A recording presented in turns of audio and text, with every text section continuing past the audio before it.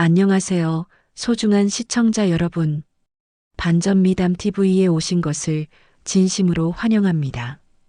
오늘은 여러분의 가슴을 뜨겁게 할 특별한 이야기를 준비했습니다. 평범한 시골 식당 할머니로만 알았던 시어머니의 숨겨진 정체, 그리고 악독한 며느리 가족에게 펼치는 통쾌한 법의 심판. 이 영상은 여러분에게 분노와 슬픔, 그리고 마지막에는 카타르시스까지 선사할 것입니다. 누군가에게 착취당하고 있는 우리 주변의 약자들을 위한 희망의 메시지를 담았습니다. 지금 바로 구독과 좋아요 눌러주시고 알림 설정까지 해두시면 반전 미담 TV의 따뜻한 이야기를 가장 먼저 만나보실 수 있습니다. 자, 이제 이 감동적인 이야기에 함께 빠져보시죠. 충북 제천, 오래된 소나무 한 그루가 지키고 서 있는 골목길 끝에 시골 밥상이 자리하고 있습니다. 문을 열면 구수한 된장찌개 냄새와 함께 정갈한 밑반찬 12가지가 가득한 밥상이 기다립니다. 66살의 고미연은 오늘도 새벽 5시에 일어나 콩나물을 삶고 물을 채 썰고 된장을 푸는 일상을 시작했습니다. 그녀의 손끝에서 평범한 식재료들은 마법처럼 맛있는 반찬으로 탈바꿈합니다. 이 된장은 3년 묵은 거라 맛이 좀 깊을 거예요. 손님들이 좋아하겠죠? 미연은 혼잣말을 중얼거리며 된장찌개를 끓입니다. 그러나 갑자기 그녀의 눈길이 자꾸만 2층으로 향합니다. 아들 정호석이 아직 내려오지 않았네요. 시계를 보니 6시 반, 평소라면 호석이 벌써 내려와. 엄마를 도울 시간입니다. 호석아, 일어났니? 밥 먹어야지. 오늘은 내가 좋아하는 두부조림도 있어. 미연이 계단을 오르며 다정하게 부릅니다. 문을 살짝 두드리고 열어보니 34살의 호석은 여전히 어린아이 같은 표정으로 잠에서 깨어나고 있습니다. 보드랍고 순진한 눈망울이 느리게 깜빡이더니 엄마를 알아보고 환하게 웃네요. 엄마, 오늘은 제가 일어나려고 알람도 맞춰놨는데 또 늦었죠? 괜찮아. 우리 아들 서두르지 않아도 돼. 엄마가 기다릴게. 경계선 지능 판정을 받은 호석은 세상을 바라보는 눈이 남달랐습니다. 복잡한 수학 문제나 추상적인 개념은 이해하기 어렵지만 자연과 사람의 마음을 읽는 능력만큼은 누구보다 뛰어났죠. 그리고 무엇보다 그의 손재주는 예술가 수준이었습니다. 엄마, 오늘은 제가 무생채 만들어 볼게요. 어제 텔레비전에서 본 방법이 있거든요. 무채를 이렇게 손으로 꽉 짜고 호석이 진지한 표정으로 설명하는 모습에 미연은 따뜻한 미소를 지었습니다. 대검 검사 생활을 접고 이곳 제천으로 온 것도 모든 것이 아들 호석 때문이었지요. 급격한 사회 변화와 복잡한 인간관계 속에서 호석이 상처받지 않고 살아갈 수 있는 곳을 찾다가 선택한 이 조용한 시골 마을이었습니다. 식당에 손님들이 한둘 찾아오기 시작했습니다. 동네 할머니들이 삼삼오오 모여 아침 식사를 하고 근처 공장 직원들도 아침을 먹으러 옵니다. 그때 갑자기 식당 문이 활짝 열리고 한 여성이 상기된 얼굴로 들어섰습니다. 32살의 조윤서, 미연의 며느리죠. 어머님, 죄송해요. 자정까지 일하다가 늦잠을 잤어요. 제가 빨리 준비할게요. 윤서는 상냥한 미소를 지으며 재빨리 앞치마를 둘렀습니다. 그녀의 눈빛에서 진심 어린 미안함이 느껴져 미연은 고개를 끄덕였습니다. 호석과 윤서가 만난 건 1년 전 윤서가 시골 밥상에서 아르바이트를 시작하면서였죠. 처음에는 그저 학생 아르바이트생이었던 윤서가 호석에게 유독 친절하게 대하는 모습이 미연의 마음을 놓이게 했습니다. 엄마, 윤서 누나가 나랑 결혼하고 싶대요. 저 괜찮을까요? 어느 날 저녁 호석의 순진한 고백에 미연은 놀랐지만 아들의 행복을 위해 결혼을 허락했습니다. 그러나 미연의 가슴 한구석에는 이상한 예감이 자리 잡고 있었습니다. 도대체 왜 윤서 같은 멀쩡하고 예쁜 여자가 호석을 선택했을까?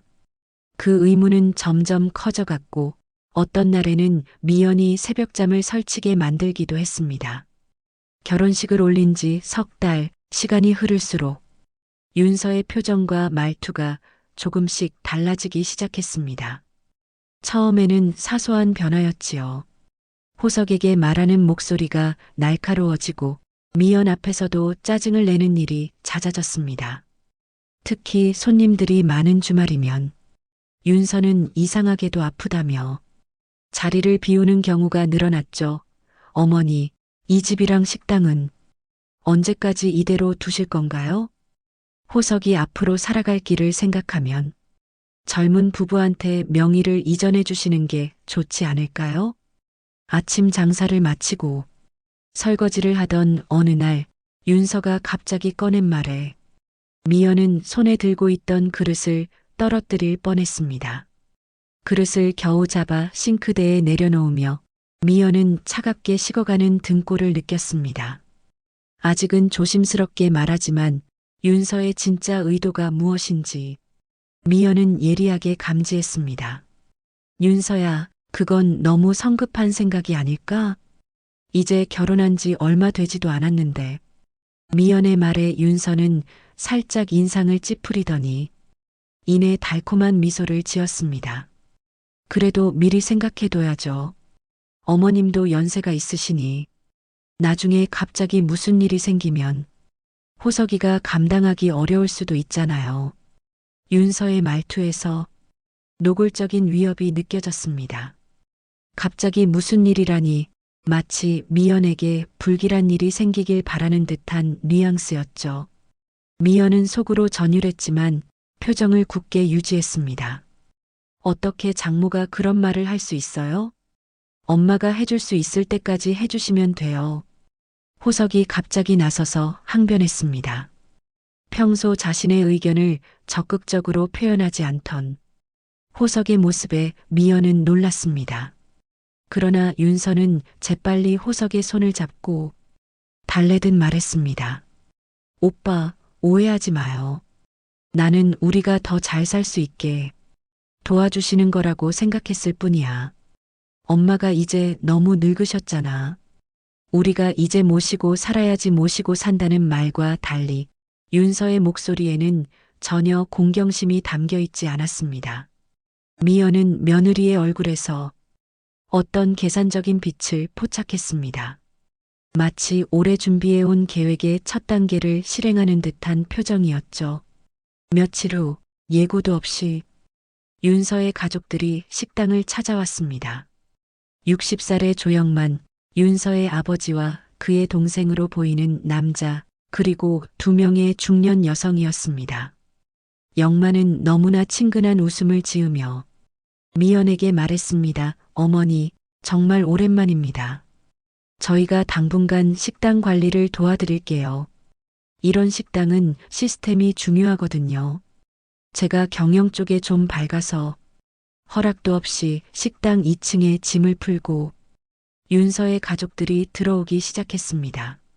식당 뒤편 창고에 있던 미연의 물건들은 어느새 작은 방 한 칸으로 밀려났고 영만의 가족들이 2층 전체를 차지했습니다. 불편했지만 미연은 며느리 가족이니 참자는 마음으로 견뎠습니다. 이렇게 반찬을 많이 주면 적자가 생기죠. 요즘엔 다 계산해서 해요. 밑반찬 5가지면 충분해요. 영만이 주방에 들어와 간섭하기 시작했고 접시에 담긴 정갈한 반찬들을 절반으로 줄였습니다. 미연은 입술을 깨물었습니다. 그녀가 평생 일해온 방식을 하루아침에 바꿀 수는 없었지요. 게다가 평소 인심 좋기로 소문난 시골밥상의 명성이 점점 흔들리고 있었습니다. 엄마, 윤서 아빠 말이 맞는 것 같아요. 우리 돈 더 벌어야 해요. 요즘 장사가 잘 안 된대요. 호석이 어눌한 발음으로 말했습니다. 미연은 아들의 눈이 예전과 다른 것을 느꼈습니다. 뭔가 두려움이 서려 있었고 말할 때마다 윤서의 눈치를 살피는 모습이 안타까웠습니다. 복잡한 심경의 미연은 그날 밤 잠을 이루지 못했습니다. 창밖으로 보이는 별들이 마치 그녀의 불안한 마음을 비추는 듯했고 제천의 밤 공기는 어느 때보다 무거웠습니다. 어느 비오는 화요일 오후 손님이 뜸한 시간에 미연은 식당 장부를 꼼꼼히 정리하고 있었습니다.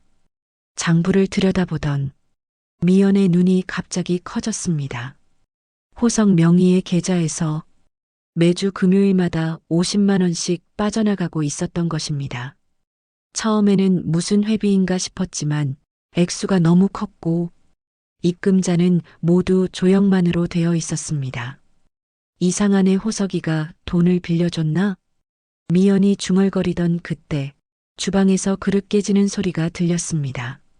깜짝 놀라 달려가 보니 호석이 바닥에 무릎을 꿇고 깨진 접시를 주워 담고 있었습니다. 그 옆에는 윤서가 서 있었고 그녀의 얼굴은 분노로 일그러져 있었습니다. 정말 이것도 못하냐? 몇 번이나 말해야 돼? 접시는 조심히 다루라고. 윤서가 시근덕거리자 호석은 더 떨리는 손으로 접시 조각을 주워 담았습니다. 미연이 다가가 호석을 일으켜 세우며 말했습니다. 괜찮아. 호석아, 깨진 접시는 내가 치울게. 너는 손 다칠라. 호석의 팔을 잡아당기는 순간 그의 소매가 거쳐 올라갔고 미연은 심장이 멎는 기분이었습니다. 호석의 팔에는 선명한 멍자국이 여러 개 있었습니다. 미연은 호석의 눈을 바라보며 조용히 물었습니다. 이건 어떻게 된 거니? 호석은 재빨리 소매를 내리며 고개를 숙였습니다. 아, 이거요? 그냥 부딪혔어요. 제가 잘 넘어지잖아요. 호석의 말에 미연은 가슴이 찢어지는 아픔을 느꼈습니다. 분명 누군가에게 맞은 흔적이었습니다. 윤서는 어깨를 으쓱하며 말했습니다. 오빠가 워낙 덤벙대서요. 어제도 문에 3개 부딪혔어요. 윤서의 말투는 가볍지만 그녀의 눈빛은 경고하는 듯 했습니다. 미연은 속으로 분노를 사기며 고개를 끄덕였습니다. 아직은 때가 아니었습니다. 증거가 더 필요했지요. 그날 밤 미연은 식당 CCTV를 확인하기 시작했습니다. 디지털 기기에 서툴었지만 검사 시절 익힌 증거, 수집 능력은 여전했습니다. 어제와 그제 그리고 지난주 영상을 빠르게 훑어보던 중 충격적인 장면을 발견했습니다. 손님이 없는 시간 윤서가 호석의 뺨을 세게 때리는 장면이 화면에 나타났습니다. 윤서의 얼굴은 미연이 본 적 없는 잔인한 표정이었습니다. 이것도 못해? 정말 바보야. 돈만 축내고 내가 그렇게 쓸모없으면 왜 결혼했겠어?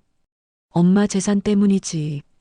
윤서의 날카로운 고함 소리가 녹음되어 있었습니다. 미연은 분노로 온몸이 떨렸습니다. 자신이 그토록 아끼고 사랑한 아들을 이렇게 학대하다니 용서할 수 없었습니다. 하지만 그것은 시작에 불과했지요. 다음 날 미연은 식당에서 일부러 늦게까지 남아 청소하는 척했습니다. 윤서와 그녀의 가족들이 2층에 모여 회의를 하는 소리가 들렸기 때문입니다. 조심스럽게 계단을 올라 문 앞에 귀를 기울였습니다. 얼마나 더 해야 돼? 그 바보 덕에 땅이랑 식당은 거의 다 됐지만 노인네가 의심하는 것 같아. 윤서의 짜증 섞인 목소리가 들렸습니다. 조금만 더 참아. 서류 준비 끝나면 다 가져올 수 있어. 호석이 서명만 하면 끝이야. 그리고 이런 말은 조심해. 벽에도 귀가 있을 수 있어. 영만의 조용하지만 위협적인 대답에 미연은 주먹을 꽉 쥐었습니다. 화가 나서 당장 뛰어들고 싶었지만 냉정해져야 했습니다. 그들의 계획을 모두 파악하고 결정적인 증거를 확보해야 했습니다. 다음 주까지만 참자. 그리고 호석이가 혹시라도 이상한 말하면 너도 알잖아. 어떻게 해야 할지. 영만의 마지막 말에 미연은 오한을 느꼈습니다. 그들은 단순히 재산을 노리는 것을 넘어서 호석에게 위해를 가할 수도 있다는 암시였습니다. 미연은 조용히 자리를 떠났습니다. 그리고 그날 이후 미연은 몰래 아들의 방을 살펴보기 시작했습니다. 서랍 안에는 여러 장의 백지 위임장과 인감증명서가 있었습니다.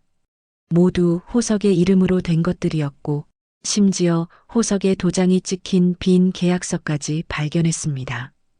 다음 날 이른 아침 식당 일을 시작하기 전에 미연은 오래된 가죽 수첩을 꺼내 꼼꼼히 메모를 시작했습니다. 검사 시절 습관이 몸에 배어 있는지 증거를 체계적으로 정리하는 능력은 여전했습니다. 은행에 전화해 확인한 결과 호석 명의로 여러 건의 대출이 이루어졌고 그 금액은 무려 2억 원에 달했습니다. 더 충격적인 것은 시골 밥상 이름으로 사채까지 끌어다 쓰고 있다는 사실이었습니다. 이자가 얼마라고요? 월 30%요? 그게 가능한가요? 미연이 놀라서 물었을 때 은행 직원은 조심스럽게 대답했습니다. 고객님, 그건 저희 은행 대출이 아니라 사채로 보입니다. 조영만 씨라는 분이 식당 영업권을 담보로 대출을 받으신 것 같은데요. 전화를 끊고 미연은 한동안 멍하니 앉아 있었습니다. 상황이 생각보다 심각했습니다. 게다가 호석 명의로 고액의 보험 계약이 여러 건 체결되어 있었고 수익자는 모두 윤서였습니다. 마치 호석에게 무슨 일이 생기길 바라는 듯한 설계였죠. 이런 악랄한 내가 어떻게 그냥 놔둘 수 있겠어? 미연은 결심했습니다. 이제 더 이상 참을 수 없었습니다. 그녀는 오래된 벽장을 열고 깊숙이 넣어둔 상자를 꺼냈습니다. 그 안에는 미연이 절대 꺼내지 않으려 했던 과거가 있었습니다. 대검찰청 특수부 검사 배지와 명함, 그리고 수많은 범죄 수사 기록들. 이제 이 모든 것을 다시 꺼내 쓸 때가 온 것 같았습니다. 미안해요, 호석아. 엄마가 좀 더 일찍 알아채지 못해서. 미연은 심호흡을 한 뒤 집안 곳곳에 작은 녹음기를 설치했습니다.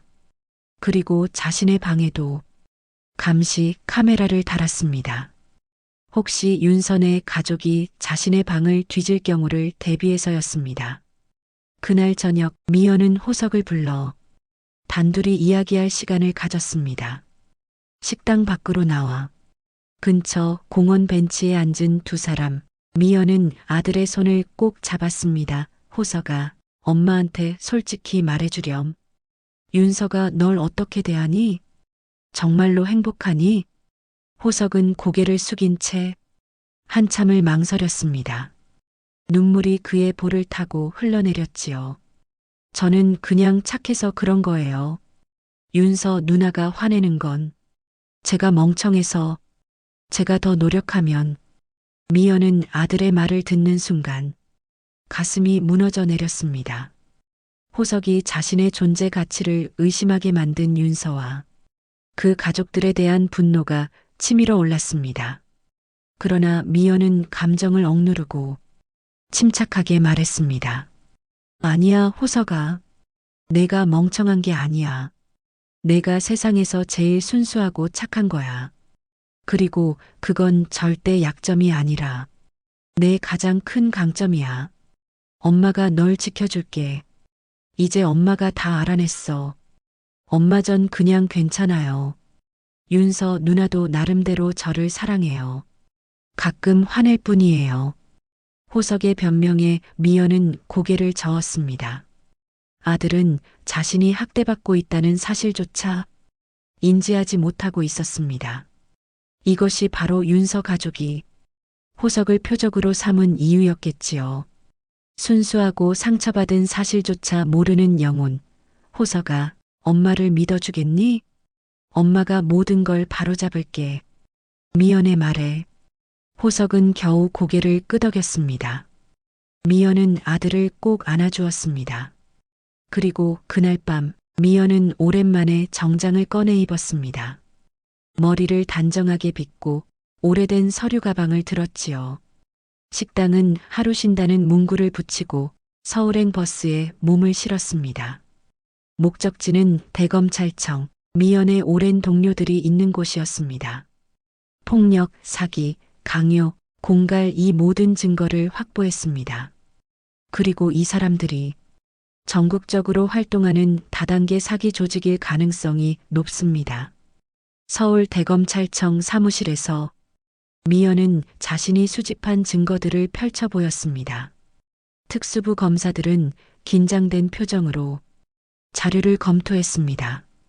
그중 한 명이 놀란 표정으로 말했습니다. 고 검사님, 은퇴하셨다고 들었는데 직접 수사하신 겁니까? 이 정도 증거라면 충분히 구속영장을 청구할 수 있을 것 같습니다.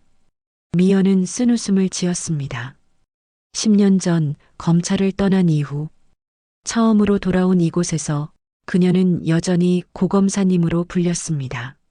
내 아들을 지키기 위해서라면 내가 직접 나서야 하는 싸움이지요. 이 사람들은 우리 아들뿐만 아니라 다른 약자들도 노리고 있을 겁니다. 서울에서 돌아온 미연은 평소와 같이 시골 밥상을 열었습니다. 하지만 그날은 다른 날과 달랐습니다.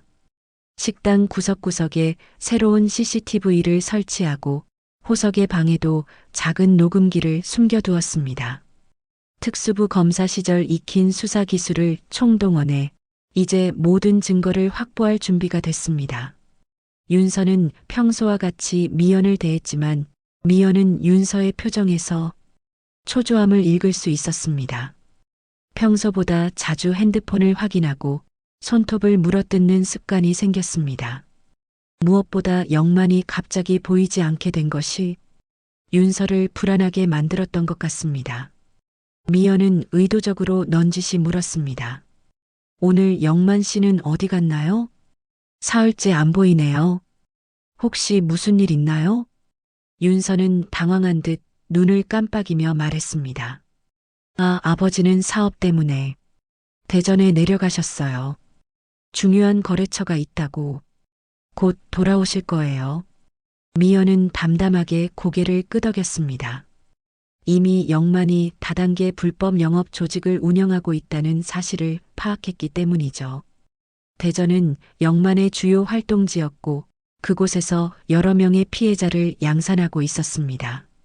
검찰에서 받은 정보로는 영만의 다단계 조직이 전국에 뻗어 있었고 호석처럼 순수한 사람들을 노리는 전략을 가지고 있었습니다. 그래요? 사업이 잘 되면 좋겠네요. 참, 윤서야, 이상한 얘기 좀 물어봐도 될까? 호석이 통장에서 매주 나가는 50만 원은 뭐지? 미연의 갑작스러운 질문에 윤서의 얼굴색이 변했습니다. 잠시 당황하더니 윤서는 미소를 지으며 대답했습니다. 그거요? 호석 오빠가 저축하는 거예요. 나중에 큰 돈으로 찾을 수 있게요. 제가 관리해주고 있어요. 그래. 근데 왜 받는 사람이 내 아버지 이름으로 되어 있지? 순간 윤서의 표정이 굳어졌습니다. 그리고 이내 억지 웃음을 지었습니다. 그게 아버지가 투자를 도와주시거든요. 높은 이자로 불려준다고 그렇구나. 어떤 투자인지 좀 더 자세히 알 수 있을까? 나도 돈을 좀 불려볼까 해서. 미연의 말에 윤서는 당황한 듯 핸드폰을 확인하며 말했습니다. 나중에 아버지께 직접 물어보세요. 제가 잘 몰라서. 손님 오셨네요. 윤서는 서둘러 자리를 피했고 미연은 그녀의 당황한 모습을 차분히 지켜보았습니다. 이제 함정이 하나씩 작동하고 있었습니다. 그날 밤 미연은 오랜만에 법률 서적을 꺼내 읽었습니다. 검사 시절 가장 많이 다루었던 경제범죄 관련 법률이었죠. 미연은 아들을 착취한 윤서와 그 가족들이 받게 될 처벌을 하나하나 체크해 나갔습니다. 그리고 그녀만의 특별한 메모를 했습니다. 사기죄, 공갈죄, 폭행죄, 협박죄, 그리고 특수사기 각각 몇 년씩 충분히 구속될 만큼 확보했어. 미연은 서류를 정리하며 중얼거렸습니다. 그때 핸드폰이 울렸습니다. 특수부 검사 시절 후배였던 김 검사였지요. 선배님, 조영만에 대한 수사 자료 확보했습니다. 다단계 규모가 상당하네요.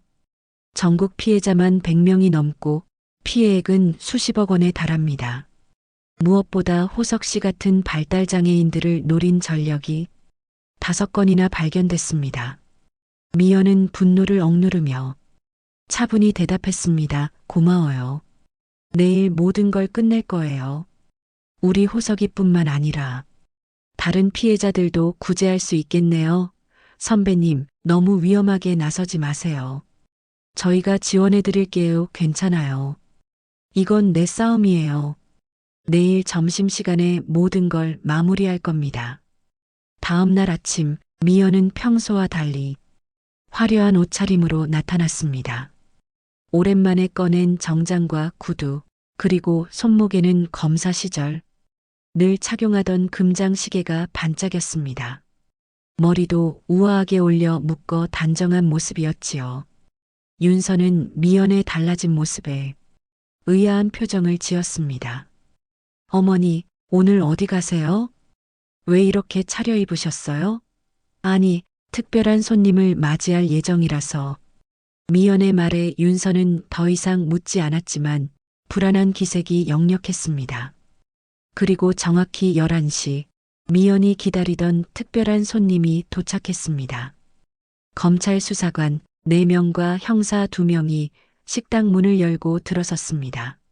어서 오세요. 여러분, 오늘 특별식으로 된장찌개와 제철 나물 준비했습니다.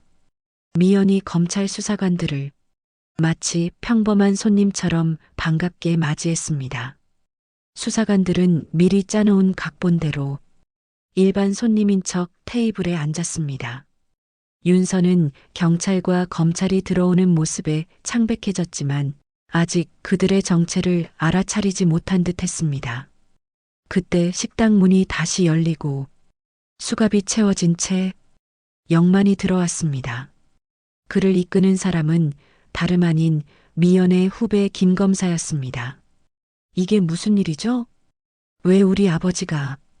이게 대체 무슨 윤서의 말이 채 끝나기도 전에 미연이 자리에서 천천히 일어났습니다.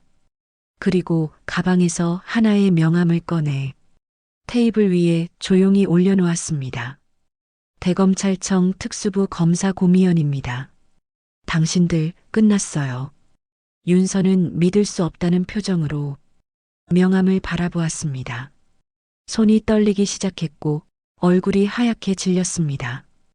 그제야 그녀는 주변을 둘러보았고 모든 손님들이 사실은 경찰과 검찰이라는 것을 깨달았습니다. 무슨 소리예요? 어머니, 이게 다 무슨 장난이에요? 미연은 담담하게 노트북을 펼쳤습니다. 화면에는 윤서가 호석을 학대하는 영상이 재생되었습니다. 그리고 다음 화면에는 영만이 호석의 통장에서 돈을 빼내는 장면, 그 다음에는 그들이 나눈 대화가 고스란히 담겨 있었지요. 이 모든 증거가 법정에 제출될 거예요. 다단계 사기 조직은 물론이고 호석을 이용한 명의도용, 폭행, 협박, 모든 혐의가 입증됐습니다. 윤서는 갑자기 히스테릭하게 웃기 시작했습니다. 말도 안 돼요. 그냥 시골 식당 아줌마 아니었어요? 이런 걸 다 준비하고 있었다고요? 말도 안 되는 소리예요. 영만이 갑자기 비웃음을 터뜨렸습니다. 이미 체포된 상황에서 그는 더 이상 숨길 것이 없다는 듯 솔직하게 말했습니다. 호석이 멍청하니까 좋았지. 그 순진한 놈 덕에 돈 벌었잖아. 근데 왜 이제서야 나타나는 거야? 너무 늦었어. 놓친네. 이미 땅 문서도 다 호석이 이름으로 바꿨고 대출도 다 끌어다 썼는데 미연은 천천히 영만에게 다가갔습니다. 그리고 조용히 하지만 위협적인 목소리로 말했습니다. 세상에 어머니의 분노보다 무서운 건 없어요. 특히 그 어머니가 특수부 검사였다면요. 당신들 같은 사람을 평생 잡아왔으니까요. 영만의 얼굴에 처음으로 두려움이 스쳤습니다. 그는 미연의 눈을 똑바로 쳐다볼 수 없었습니다. 제 아들을 이용해 사기치고 폭행하고 모욕한 죄, 전국의 약자들을 속여 재산을 빼앗은 죄, 이제 모두 갚을 시간입니다. 수사관들은 영만과 윤서에게 미란다 원칙을 고지한 후 연행했습니다. 윤서는 마지막까지 발버둥쳤습니다. 내가 뭘 잘못했다고. 그 바보랑 살아주는 것만 해도 감사해야지. 버려질 사람을 거두어 준 거라고. 윤서의 외침에 호석이 주방에서 천천히 걸어 나왔습니다. 그의 눈에는 눈물이 가득했지만 어딘가 달라 보였습니다. 조금 더 당당하고 자신감 있는 모습이었지요. 나는 바보가 아니에요. 그냥 좀 느릴 뿐이에요. 그걸 이용한 건 당신이고요. 호석의 또렷한 목소리에 윤서는 말문이 막혔습니다.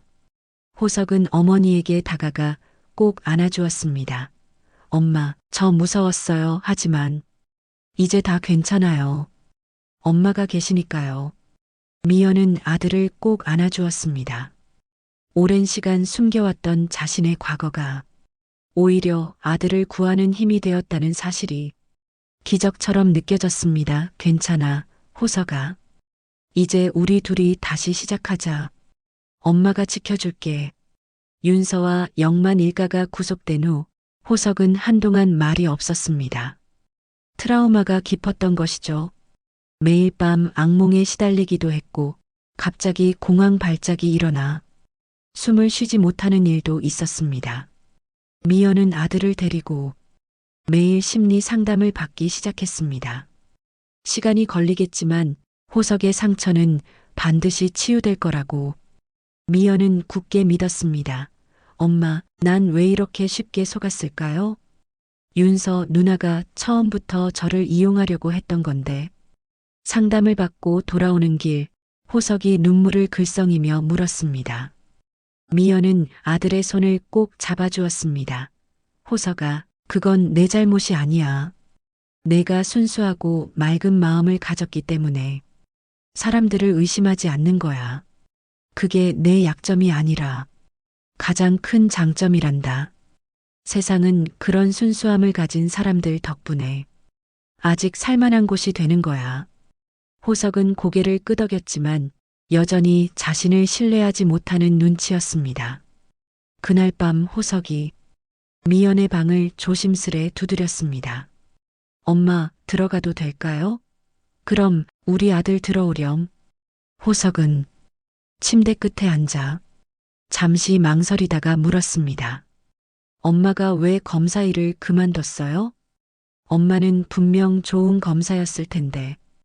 미연은 잠시 생각에 잠겼다가 진심을 담아 대답했습니다. 너를 더 잘 보살피고 싶었어. 검사 일은 너무 바빠서 내게 충분한 시간을 주지 못했거든. 그리고 세상이 너무 각박해졌다고 느꼈어. 법으로만은 지킬 수 없는 것들이 많아서 약자들이 계속 희생되는 걸 보는 게 너무 힘들었단다. 호석은 진지하게 고개를 끄덕였습니다. 그리고 이어서 말했습니다. 근데 엄마, 난 엄마가 검사님일 때가 멋있어 보여요. 엄마는 정의로운 사람이잖아요. 나 같은 사람들을 지켜주는 미연은 아들의 말에 가슴이 뭉클해졌습니다.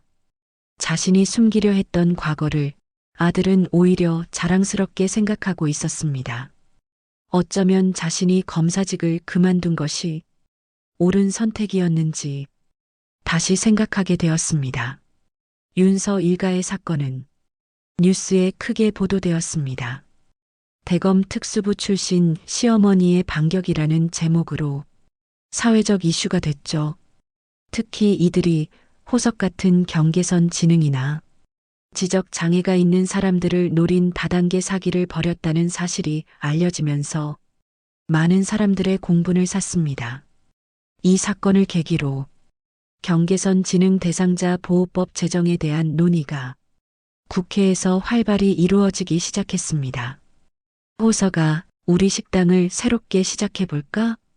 어느 날 아침 미연이 제안했습니다. 호석은 오랜만에 환한 미소를 지으며 고개를 끄덕였습니다. 네. 제가 요리사가 될래요. 엄마가 가르쳐 주신 된장찌개. 제가 이제 혼자서도 잘 만들 수 있어요. 미연은 시골 밥상을 느린 사람들의 일터로 전환하기로 했습니다. 호석처럼 경계선 지능을 가진 사람들이 자신의 페이스대로 일할 수 있는 공간으로 꾸미기로 한 것이죠. 처음에는 주변에 우려가 있었지만 검찰 시절 동료들과 지역사회의 지원 덕분에 미연의 계획은 빠르게 현실이 되어 갔습니다. 고 검사님, 퇴직금으로 이런 걸 하시다니 정말 대단하십니다. 김 검사가 식당을 방문했을 때 감탄했습니다. 미연은 미소를 지으며 대답했습니다. 내 삶의 두 가지 목표를 한꺼번에 이루는 셈이죠. 호석이를 행복하게 해주고 사회적 약자들을 돕는 것. 한 달 후 새롭게 문을 연 느린 사람들의 밥상. 입구에는 우리는 조금 느리지만 정성을 담습니다라는 문구가 걸렸습니다. 호석은 이제 주방에서 당당한 셰프로 일하고 있었고 그의 특별한 손길로 만든 반찬은 어느새 식당의 명물이 되었습니다. 특히 호석표 무생채는 주변 식당 주인들이 비법을 물어올 정도였지요. 호석아, 정말 자랑스럽다. 내가 이렇게 성장할 줄 알았어. 미연은 바쁘게 일하는 아들을 보며 눈시울을 붉혔습니다. 호석은 해맑게 웃으며 대답했습니다. 엄마, 저 이제 다른 친구들도 도울 수 있어요. 저처럼 느린 친구들이요. 그들도 기회가 필요한 거죠? 미연은 가끔 대검찰청, 옛 동료들이 찾아와 식사를 하는 모습을 보며 미소 지었습니다. 정의는 법정에서만 구현되는 것이 아니라 이렇게 작은 식당에서도 꼽힐 수 있다는 걸 그녀는 깨달았습니다. 때로는 법의 테두리를 벗어나 더 근본적인 방식으로 사회를 변화시킬 수 있다는 것을 1년이 지난 어느 봄날 느린 사람들의 밥상은 지역의 명소가 되었습니다. 경계선 지능을 가진 직원들이 10명으로 늘었고 호석은 이들의 리더가 되어 요리를 가르치고 있었지요. 미연은 이제 가끔 법률 상담도 병행하며 약자들의 권리를 지키는 일에 다시 나서고 있었습니다. 특히 경계선 지능이나 발달장애를 가진 사람들이 재산상 피해를 입었을 때 무료로 법률 자문을 해주는 일에 많은 시간을 할애했습니다. 엄마, 오늘은 특별한 손님이 온대요. 검찰청에서요. 호석이 들뜬 목소리로 말했습니다. 미연이 물끄러미 바라보자 호석은 수줍게 웃었습니다. 비밀이에요. 조금만 기다려보세요. 제가 특별 메뉴도 준비했어요. 미연은 궁금했지만 아들의 비밀을 존중해주기로 했습니다. 그날 오후 2시 검은 세단 3대가 식당 앞에 차례로 멈췄습니다. 가장 먼저 차에서 내린 사람은 다름 아닌 법무부 장관이었습니다. 그 뒤로 검찰총장과 여러 고위 관계자들이 따라 내렸습니다. 미연은 깜짝 놀라 자리에서 벌떡 일어났습니다. 이게 무슨 일이죠? 사전에 연락도 없으셨는데. 장관은 미연에게 다가와 정중하게 인사했습니다. 고미연 검사님, 오랜만입니다. 갑자기 찾아와 죄송합니다. 선배님의 용기에 경의를 표하러 왔습니다. 장관은 미연에게 한 통의 서류 봉투를 건넸습니다. 열어보니 경계선 지능 보호 특별법 초안이었습니다. 미연과 호석의 사연을 모티브로 만들어진 법안이었지요. 선배님 덕분에 많은 사람들이 보호받을 수 있게 됐습니다. 이 법안이 다음 주 국회에서 통과될 예정입니다. 그리고 특별히 선배님께 드릴 제안이 있습니다. 모두가 자리에 앉고 호석이 준비한 특별 메뉴가 나왔습니다. 된장찌개와 12가지 반찬, 그리고 직접 담근 막걸리까지. 장관은 음식을 맛보고 감탄했습니다. 와, 이 맛은 정말 호석 씨가 직접 만드신 건가요? 대단합니다. 호석은 수줍게 웃으며 고개를 끄덕였습니다. 장관이 진지한 표정으로 미연을 바라보았습니다. 고검사님, 저희가 특별자문위원회를 구성하려고 합니다. 취약계층 권익보호위원회라고 선배님께서 위원장을 맡아주셨으면 합니다. 선배님의 경험과 지혜가 절실히 필요합니다. 미연은 잠시 말을 잇지 못했습니다. 10년 전 검찰을 떠날 때만 해도 자신이 다시 법조계로 돌아올 거라고는 상상도 못했습니다. 그러나 호석을 통해, 그리고 느린 사람들의 밥상을 통해 깨달은 것이 있었습니다. 정의는 단순히 법을 집행하는 것이 아니라 약자들의 목소리에 귀 기울이고 그들을 진정으로 이해하는 데서 시작된다는 것을 감사합니다. 장관님, 하지만 한 가지 조건이 있습니다. 무엇이든 말씀하세요. 저는 여기 이 식당을 계속 운영하고 싶습니다. 그리고 위원회 업무에 호석이와 같은 당사자들이 직접 참여할 수 있도록 해주셨으면 합니다. 장관은 놀란 표정을 지었다가 이내 고개를 끄덕였습니다. 물론입니다. 그게 바로 저희가 고검사님을 모시고 싶은 이유입니다. 현장의 목소리를 들을 수 있는 분이니까요. 미연은 감격에 겨워 눈물을 훔쳤습니다. 호석이 자랑스럽게 어머니의 어깨를 끌어안았습니다. 역시 우리 엄마가 최고예요. 이제 엄마는 저뿐만 아니라 다른 친구들도 도울 수 있겠네요. 그날 저녁 식당에는 특별한 잔치가 열렸습니다. 호석이 직접 만든 정성 가득한 요리로 가득한 식탁에 미연과 호석, 그리고 직원들이 모두 둘러앉았습니다. 미연은 자신의 인생이 이렇게 아름답게 전환될 줄 몰랐습니다. 검사로서의 정의가 아닌 어머니로서의 정의를 실현하고 그것이 다시 더 큰 사회적 정의로 이어진 것이죠. 호석아, 세상에 엄마보다 바보가 어디 있겠니? 내가 얼마나 대단한 아들인지 진작 알아차리지 못했으니. 미연이 호석의 건강을 위해 건배를 제안했습니다. 호석은 부끄러운 듯 웃으며 말했습니다. 아니에요. 엄마, 전 그냥 느릴 뿐이지. 특별하진 않아요. 하지만 엄마 덕분에 제 속도대로 살아갈 수 있게 되었죠. 식사가 끝나고 호석이 미연에게 다가와 꼭 안았습니다. 그의 눈에는 맑은 눈물이 맺혀 있었습니다. 엄마가 있어 다행이에요. 엄마 같은 어머니를 둬서 제가 세상에서 제일 행복한 사람인 것 같아요. 다른 친구들도 엄마처럼 자기 편이 있었으면 좋겠어요. 미연은 아들의 등을 토닥이며 따스한 미소를 지었습니다. 갑자기 그녀의 마음속에 한 가지 아이디어가 떠올랐습니다. 호석아, 우리 식당을 더 확장해서 다른 지역에도 느린 사람들의 밥상을 열면 어떨까? 너처럼 특별한 사람들이 자신의 재능을 발휘할 수 있는 공간을. 호석의 눈이 반짝였습니다. 정말요? 제가 원래 식당은 계속 운영하고 엄마는 새 식당을 책임지시는 거예요? 와, 그거 정말 좋을 것 같아요. 창밖으로 보이는 봄꽃들이 흩날리는 가운데 미연은 행복한 미소를 지었습니다. 인생은 때로는 예상치 못한 방향으로 흘러가지만 결국 정의는 승리한다는 것을 그녀는 이제 확신했습니다. 그리고 그 정의를 지키는 건 거창한 법이 아니라 사랑하는 사람을 지키려는 한 사람의 용기, 그리고 서로 다른 사람들을 있는 그대로 존중하는 마음이라는 것을. 여러분, 지금까지 시골밥상 차리던 시어머니, 알고 보니 대검 특수부 전설이었다를 시청해 주셔서 정말 감사합니다.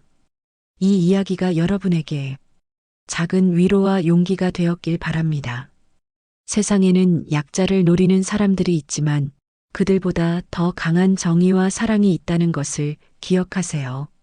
혹시 여러분도 비슷한 경험이 있거나 주변에 도움이 필요한 분이 계시다면 언제든 댓글로 알려주세요. 여러분의 이야기가 또 다른 누군가에게 힘이 될 수 있습니다. 앞으로도 반전 미담 TV는 세상의 따뜻한 이야기를 발굴하여 여러분께 전하겠습니다. 구독과 좋아요, 알림 설정까지 꼭 부탁드립니다. 여러분의 관심이 저희에게 큰 힘이 됩니다. 다음 이야기에서 또 만나요.